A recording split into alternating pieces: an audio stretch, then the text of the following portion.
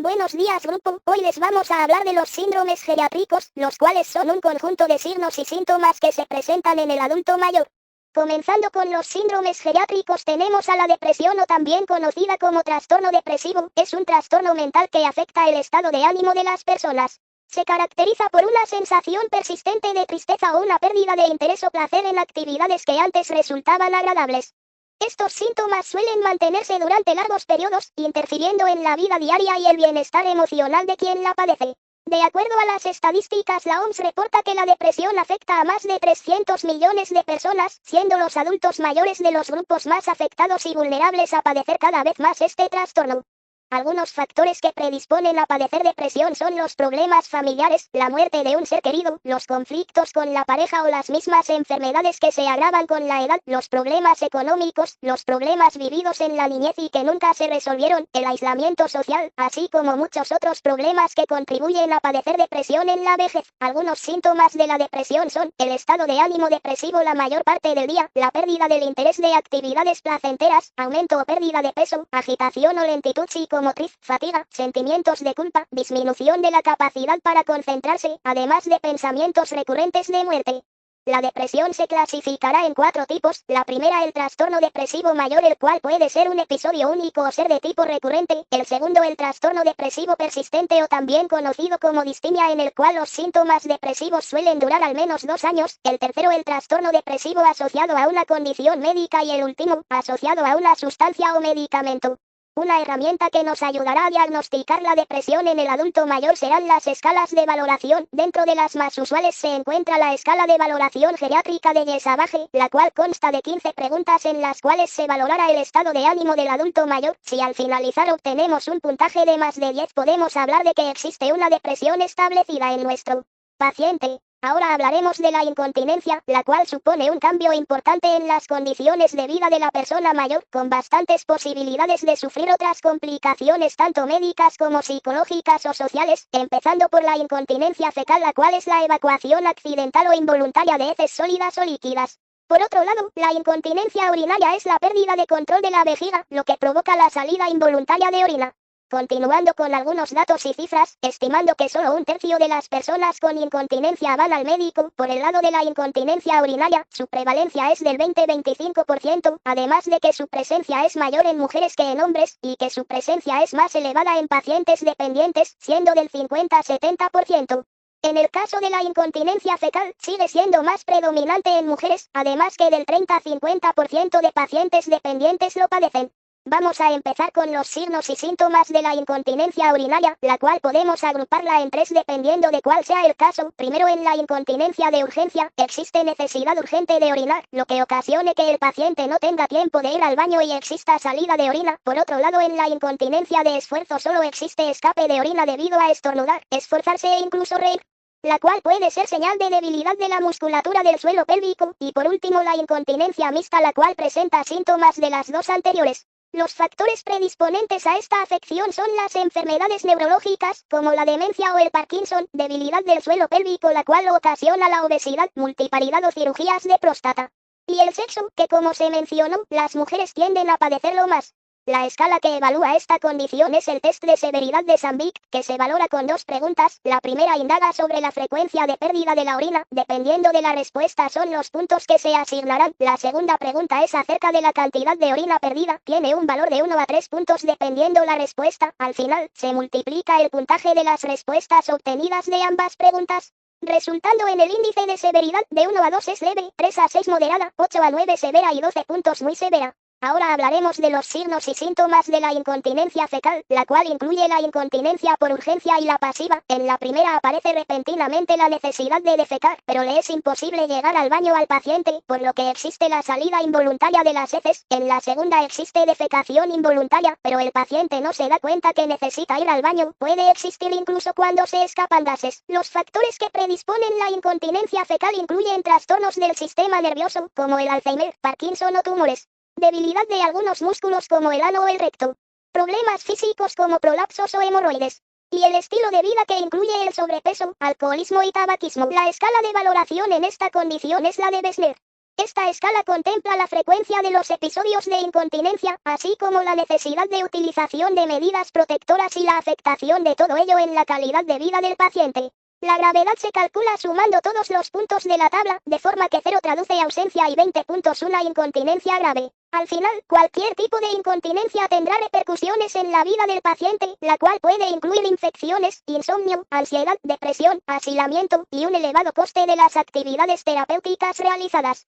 La demencia es una enfermedad ligada a la edad, por lo que uno de los factores que han contribuido a incrementar su incidencia y prevalencia en las últimas décadas se deriva del envejecimiento progresivo de la población. Completando el cuadro sintomático, se suelen sumar alteraciones psicológicas y del comportamiento. La OMS calcula que más de 55 millones de personas viven con demencia. Asimismo, el 66% de las muertes por Alzheimer y otras formas de demencia son en mujeres. Cabe mencionar que se clasifican en las demencias primarias son aquellas en las que la demencia es el síntoma principal, causada por enfermedades neurodegenerativas que afectan directamente al cerebro, sin una causa subyacente conocida. La demencia vascular se define como toda demencia secundaria a muerte neuronal derivada de procesos isquémicos o hemorrágicos. Presenta mayor incidencia en varones, pacientes con hipertensión arterial, cardiopatía y diabetes. Demencias secundarias. Se trata de un conjunto de procesos que pueden producir deterioro cognitivo. En el paciente anciano hay que destacar cualquier enfermedad del sistema nervioso central, infecciones, tumores, hematomas subdurales, hidrocefalia a presión normal, sistémicos o metabólicos, enfermedades tiroideas, déficit vitamínico B12, etc., y polifarmacia. Para el diagnóstico de dicho síndrome se emplea la historia clínica, donde se deben constatar los antecedentes personales, sociales y familiares.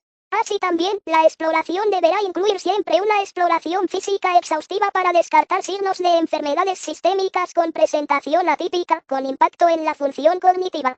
Por lo tanto, la valoración neuropsicológica puede realizarse de forma estructurada y estandarizada, valiéndose de cuestionarios o tests. Dentro de estas se incluyen escalas breves cognitivas. Los instrumentos de screening son pruebas cortas, accesibles y de aplicación rápida como el Minimental y la escala de trastornos de memoria.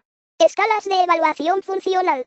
Para establecer el impacto del deterioro cognitivo sobre la conducta cotidiana, un ejemplo de ello es la escala de Lawton. Se produce como consecuencia de la pérdida de neuronas dopaminérgicas de la pars compacta de la sustancia negra, SN, lo que conlleva a un déficit de dopamina, DEA, y la consiguiente aparición de los signos cardinales de la enfermedad. Conforme a ello, el marcador histopatológico característico son los llamados cuerpos de Levy. De acuerdo a la Organización Mundial de la Salud, OMS, estima que la enfermedad de Parkinson afecta a más de 8.5 millones de personas a nivel mundial, haciendo énfasis a que la incidencia de la enfermedad aumenta con la edad, siendo más común a partir de los 60 años. Sus factores predisponentes corresponden al envejecimiento, la genética y otros factores ambientales. Como veremos a continuación, el cuadro clínico se da por 4 manifestaciones cardinales, los cuales son el temblor de reposo, la bradicinesia, la rigidez y la inestabilidad postural.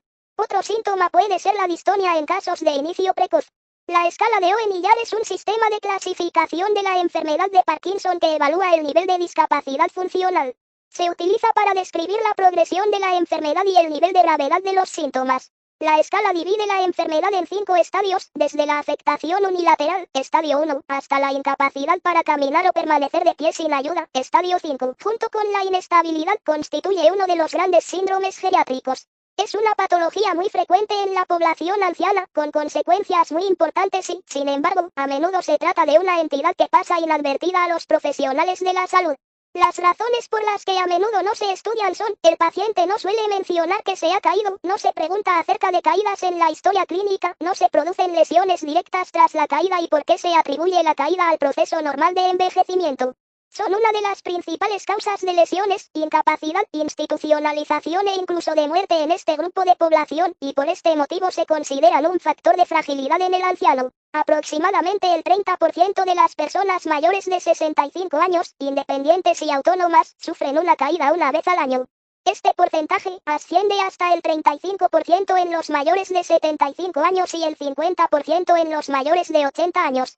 Aproximadamente el 10% de las caídas se producen en las escaleras, siendo más peligroso el descenso que el ascenso. Los primeros y últimos escalones son los más peligrosos. Factores intrínsecos: alteraciones oculares. La deprivación visual contribuye en un 50% a la inestabilidad. Los problemas visuales se relacionan con el 25-50% de las caídas. Alteraciones vestibulares. Con la edad se produce una pérdida de cilios en el oído interno, angioesclerosis y alteraciones bioeléctricas que se traducen en una respuesta deficiente del reflejo vestíbulo ocular. Ayuda a mantener el equilibrio durante el movimiento y del reflejo de enderezamiento. Alteraciones de la propiocepción. La sensibilidad propioceptiva es la que permite al cuerpo orientarse en bipedestación y en movimiento con respecto al suelo y a las partes del cuerpo. Alteraciones musculoesqueléticas. Con la edad disminuye progresiva la masa magra muscular, sarcopenia.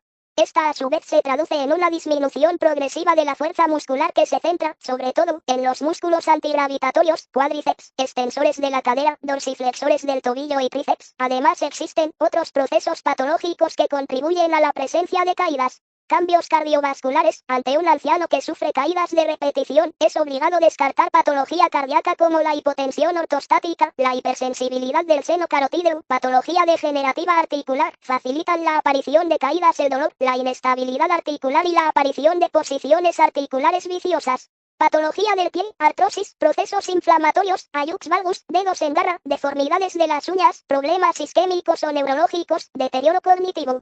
La demencia puede acrecentar el número de caídas por tener alterada la capacidad de percepción visoespacial, comprensión y orientación geográfica. En general, todas las patologías agudas, infecciones, incontinencia, pueden favorecer la aparición de caídas en el anciano.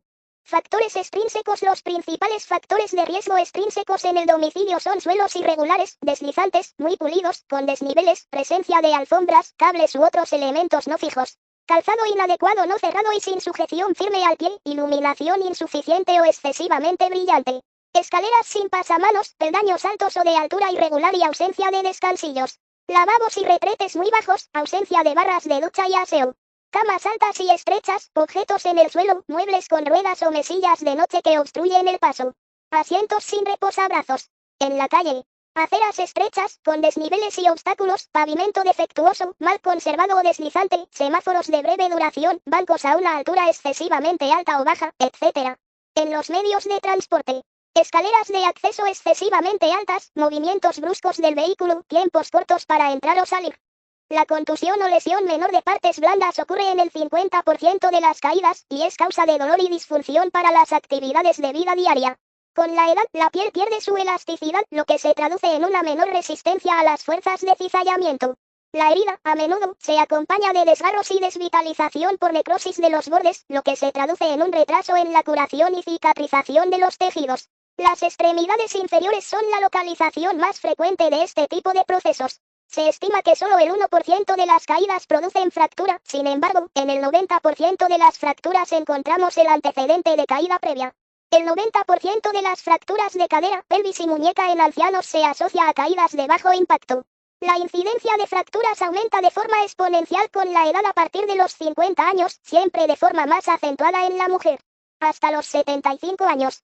La mortalidad de una caída se relaciona con la edad avanzada, sexo femenino, tiempo prolongado de estancia en el suelo tras la caída, pluripatología, polimedicación y deterioro cognitivo. La posibilidad de fallecer por cualquier causa en los 2 años siguientes a una caída se duplica con respecto a los ancianos que no se caen, sobre todo si se trata de mujeres. Las fracturas más frecuentes se producen en las extremidades superiores, al colocar la mano por encima de esta edad, son más frecuentes en los miembros inferiores por pérdida del reflejo de apoyo, 1%, de cadera. Este porcentaje aumenta al 3,2% si hablamos de mujeres mayores de 85 años. Al igual que en el resto de fracturas, la incidencia de fractura de cadera aumenta con la edad y en el sexo femenino. La fractura de cadera es la principal causa de mortalidad relacionada con caídas. Dicha mortalidad se debe a la comorbilidad y a las complicaciones derivadas de la inmovilidad. Los factores de riesgo asociados a fractura de cadera son osteoporosis, caídas de repetición, vida sedentaria, tabaco, 11.100 bajo o pérdida de peso importante por encima de los 50 años, consumo de psicofármacos, enfermedades neuropsiquiátricas, disminución de la agudeza visual e institucionalización. Escala de Tinetti. Consta de 2 subescalas para la marcha y para el equilibrio. Identifica individuos con alto riesgo de caídas, pero no detecta pequeños cambios. Puntuaciones entre 19 y 24 representan riesgo de caídas, siendo este elevado por debajo de 19. ¿Qué es la inmovilidad? Es un síndrome geriátrico que se caracteriza por la disminución de la capacidad para moverse o realizar actividades que antes eran fáciles al estar mucho tiempo inmovilizado en una cama. Nos lleva a una úlcera. ¿Qué es una úlcera por presión?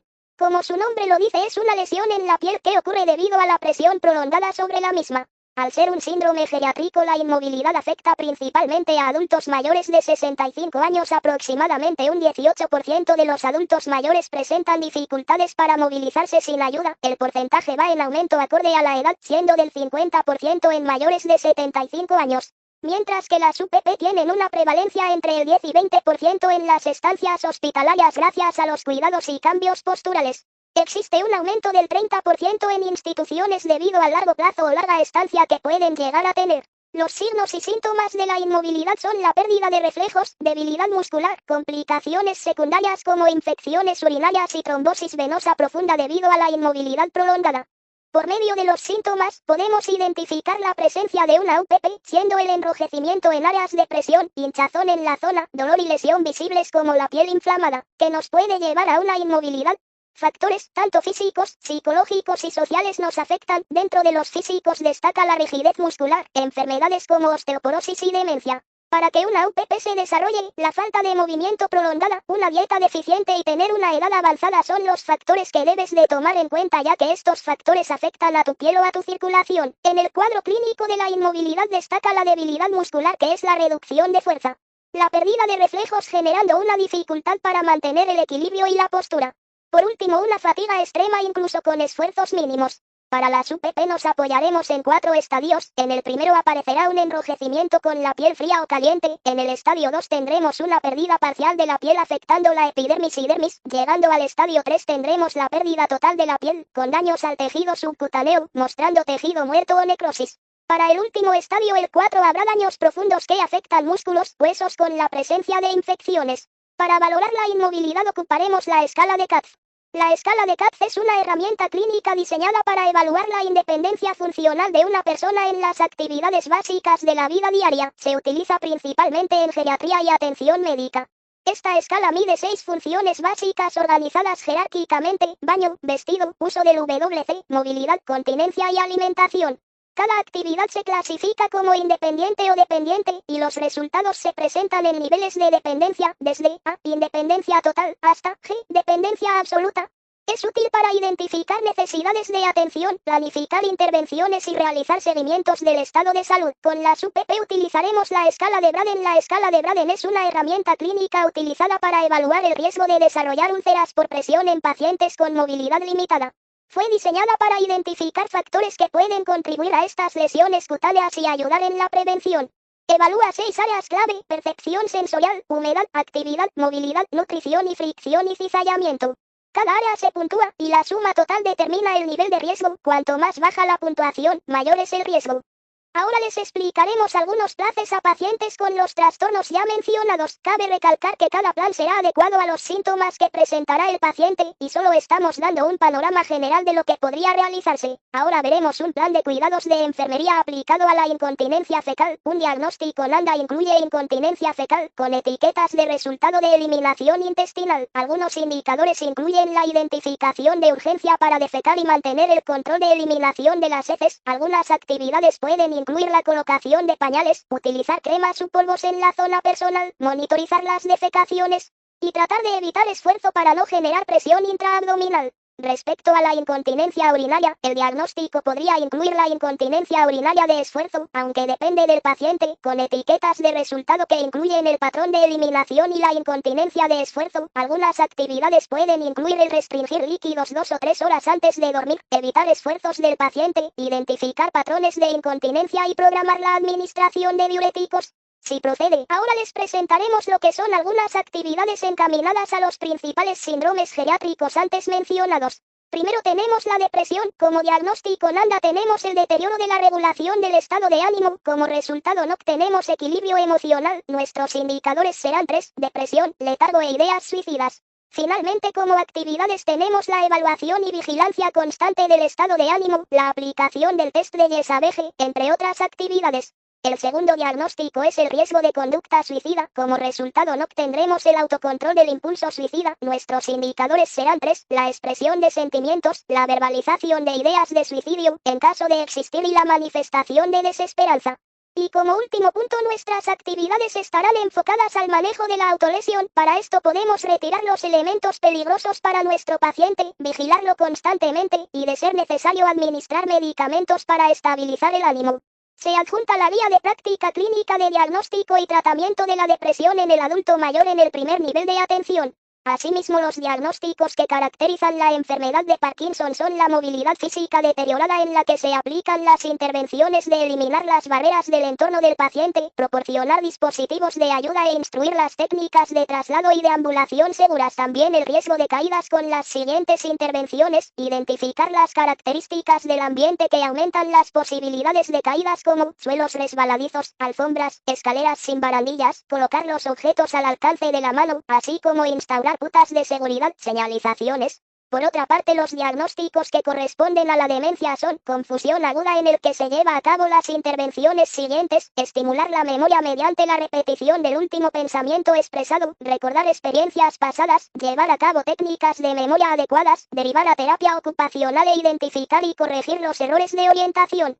Y el control de impulsos ineficaz, interviniendo con las actividades que conllevan a instruir al paciente a reflexionar sobre sus propios pensamientos y sentimientos antes de actuar impulsivamente, al igual animarlo a recompensarse a sí mismo por los resultados satisfactorios. El riesgo de caídas en adultos es un diagnóstico de riesgo el cual es ampliamente utilizado en pacientes que cuenten con alta probabilidad de caerse por diversas razones. Por ejemplo, podría estar relacionado con el miedo a caerse, la disminución de la fuerza de las extremidades inferiores, visión inadecuada no abordada e iluminación inadecuada, entre otros. Como resultado, no que el equilibrio cuenta con indicadores que evalúan situaciones que requieren equilibrio, como lo es mantener el equilibrio al levantarse desde la posición de sentado, o mantener el equilibrio al caminar, y las intervenciones buscarán la prevención de caídas con la aplicación de la terapia de ejercicios. Equilibrio con actividades como la de determinar la capacidad de participar en actividades que requieran equilibrio, evaluar las funciones sensoriales, visión, audición, propiocepción, y facilitar un ambiente seguro para la práctica de los ejercicios. La inestabilidad puede obtener un diagnóstico de enfermería focalizado en el problema, como por ejemplo la capacidad de transferencia deteriorada relacionado con deterioro del equilibrio postural y limitaciones ambientales no abordadas, manifestado por dificultad para moverse entre la cama y la silla, además de dificultad para moverse entre niveles desiguales. Como resultado, no se puede utilizar equilibrio, en el cual se encuentran indicadores como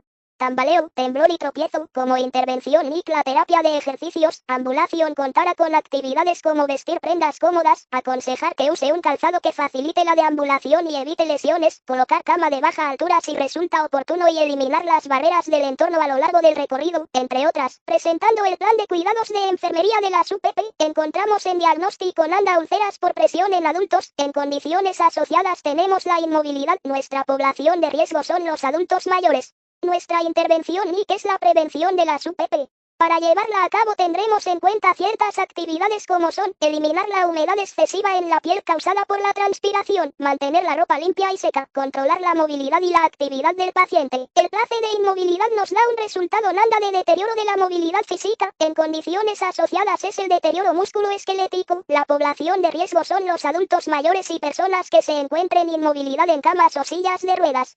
La etiqueta será vigilancia de la piel. Nos apoyaremos en las actividades de instruir al familiar cuidador acerca de los signos de pérdida de integridad de la piel. Observarse enrojecimiento o calor extremo, edema o drenaje en la piel. Monitorizarse en zonas de presión o fricción. Eso ha sido todo de nuestra parte. Esperemos les haya gustado. Dudas y sugerencias al 95137958545. Hasta la próxima.